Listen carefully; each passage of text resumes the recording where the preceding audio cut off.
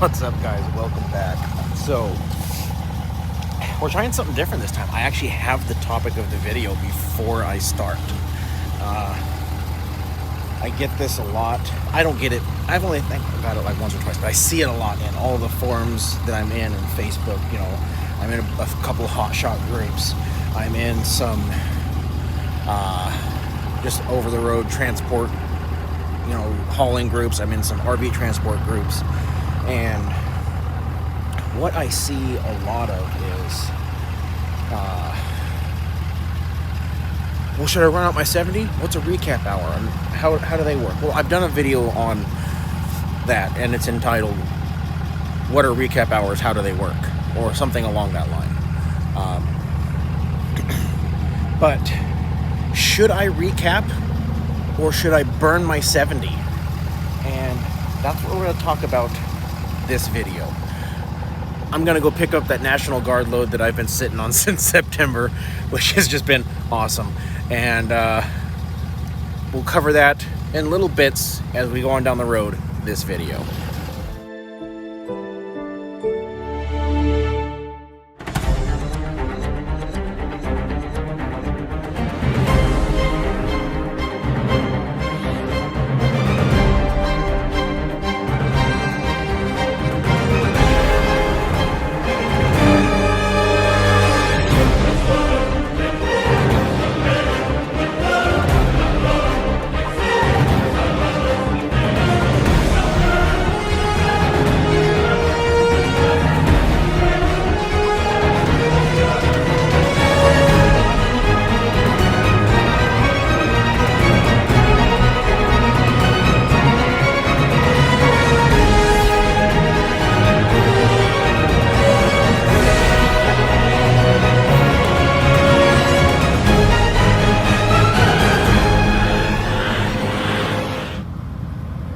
Well, you don't see that every day.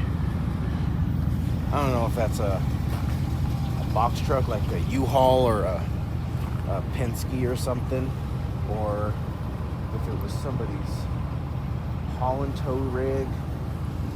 Either way, it's not much of nothing anymore. Anyway, we're in Laramie, Wyoming, because that's how far I can make it from my house when I'm going east. I've got the majority of the major topic for this video filmed, and we'll just drop it in randomly throughout the video as we go along here and start making our way down to Georgia to deliver this. This is that National Guard load that I've been dispatched on since September, and all it is some National Guard stuff. They opened it up. I saw in there briefly. There's nothing really exciting in there. And I'm going to take this down and drop it at the training center in Georgia. And at some point, they'll have me come back and pick it up and take it back to Boise. So, with that being said, I'm going to go ahead, knock out my pre-trip, get on the road, and let's see how far we can make it today. All right, guys, so we got that National Guard trailer. We got dispatched in September. You guys have seen all the videos of me. Yes, we're doing it. No, we're not. Yes, we are. No, we're not. We got it. We're here. It's hooked up. It's behind the truck. I'm in Laramie, Wyoming, so of course the wind is blowing. I can't get out and film, so that sucks. Anyway, we're going over recap versus run hard. Well, follow along with me here, and let's crunch a few numbers. Okay, so we're going to start here running the 8.75 hours that you can run in a day. If you're running recaps, that's all you can do, because that's where the cutoff point is as far as going over and not having to stop. Now, you take away 15 minutes for a pre-trip, and then you take away another 15 minutes for a fuel stop, because you're going to have to do that at least once throughout the day. Now, that leaves you with 8 hours and 15 minutes. Times that by 65 miles an hour, and that gives you a total of 536 miles that you're going to do in a day. Now, that's assuming you have no issues or whatever. But times that by 8 days, you get 4,290 miles, which is not bad. But again, as I said, that's assuming you have no issues. You don't have to go into a weigh station. You don't have any issues. Everything goes perfectly flawless. That's what you can expect if you're running on recap hours. So there you go. Almost 4,300 miles in 8 days. That's not terrible. That's not bad. That's fairly decent. Well, let's go over the other way. What if you're running really hard? So now we have our 11 hours, right? Because that's your total drive time. Now you add in your pre-trip and you add in your fuel, you have 11 and a half hours. And again, you're assuming that everything goes flawless and you have no issues. Same rules. Now let's say you run that for 6 days. That's going to put you at 69 hours, which is just shy of your 70. I wouldn't fire up to go an hour the next day. So now we'll go ahead and we'll clear all of this back out. And because you can only drive for 11 hours a day, we'll do that. Now we're still sticking to the 65 miles an hour, and that gives you 715 miles in a day. Now, we just said that we were going to run that for 6 days, right? So let's times that by 6, and that gives you 4,290. The same miles. So realistically, as far as how many miles you're going to drive, it doesn't change. There is, however, a difference when you start comparing these two methods of running. So we just determined that as far as mileage, there's not a difference, right? So stay tuned. I'm going to bed, and tomorrow, depending how things go, sometime in the not distant future, I'll cover that difference. So keep watching the video. It'll be in there, I promise. And it's something a lot of people don't think about. So good night, or I'll see you in a few seconds. Whatever. I'm going to bed, and I'll see you soon. Good thing I watched the Streetwalker, right? Been a little bit of weather the last couple days. Still snowing in Nebraska and Wyoming. Anyway, got dispatched on another one. Going to pick it up this weekend, which is awesome. It's taking me all the way back, actually west of my house. So I'll drop it, go home, take care of a couple little things I need to do on the Suburban, and then we're back on the road probably that Monday. So the 3rd, I think it's the 3rd or 4th. Anyway, back on the road then, and try and find something, hopefully Arizona, Colorado, Nevada, something to get me east, because I have to turn right back around and fly back down to Georgia and pick this back up and take it back to Boise. If everything goes as planned, the way I think it will, that'll make this a 7 to 10. I'll be a little over 12,000 gross in what? 4, 5, 6, 7, 8, 9, 10, 12, 18 days. 12 grand in 18 days. I'm not going to be upset about that.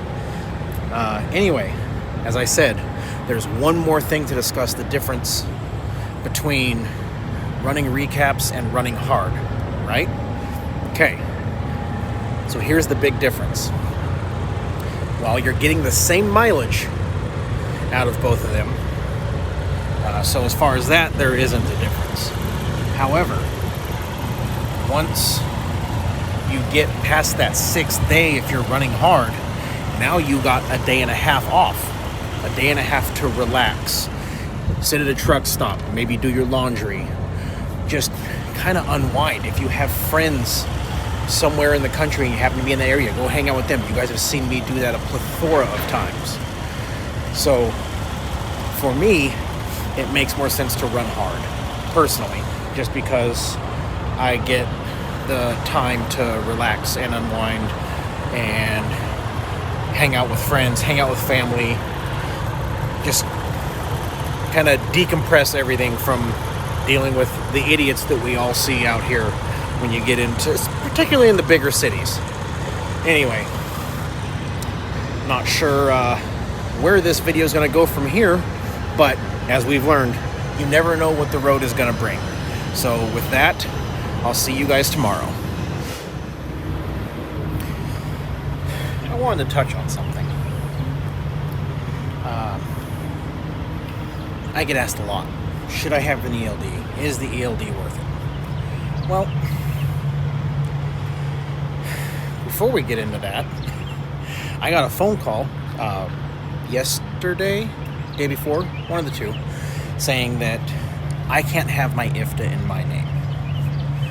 And I said, well, that's weird. I've been running like that for almost 2 years.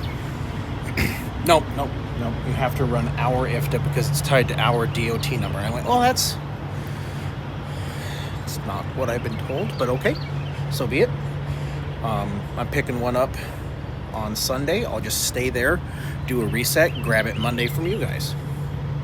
Got called again just a little bit ago, today, Friday, the 23rd. Yes, 23rd. And oh, hey, we were wrong. You don't have to have our IFTA. You can keep running your own. Okay. Also found out I didn't have to have apportion plates, and I didn't have to have IFTA when I started. And I know Chris, you all know Chris, he had told me that was incorrect from the first day him and I met. And, well, come to find out today, I finally got verification that that is not true. Now, does that mean I'm going to get rid of my ELD? That ties back to where we started this conversation, right? Should I get an ELD? Is it worth it? Well, you guys have seen me run, 4 or 5 boats. Those are ELD, and a couple of them have been very, very beneficial for me. This is ELD, and those cell towers are ELD. So it serves a purpose.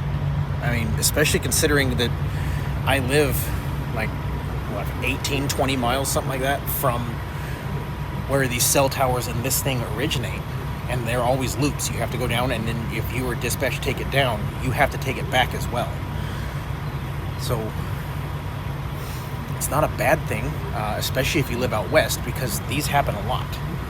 All those trailers that you guys see me pull, those little cargo trailers, like this one, but different company, those are all ELD. You know, Horizon's got some contracts that make ELD make sense. Is that the same for every company? I couldn't tell you. I know Horizon has things that make it make sense. Am I going to get rid of mine now that I know I can? Probably not. Just because with where I live, it's beneficial. So, something to think about. Pros, cons, good, bad, yes, no. I don't know. For me, the ELD makes sense. Except for, like, right now, where I'm sitting here. And I pulled in here with 1.5 minutes left on my clock. Because there was an accident on the interstate. And that ate, 40 minutes of my drive time. I was actually going to go down to the pilot in Dalton, Georgia? I think it's Dalton.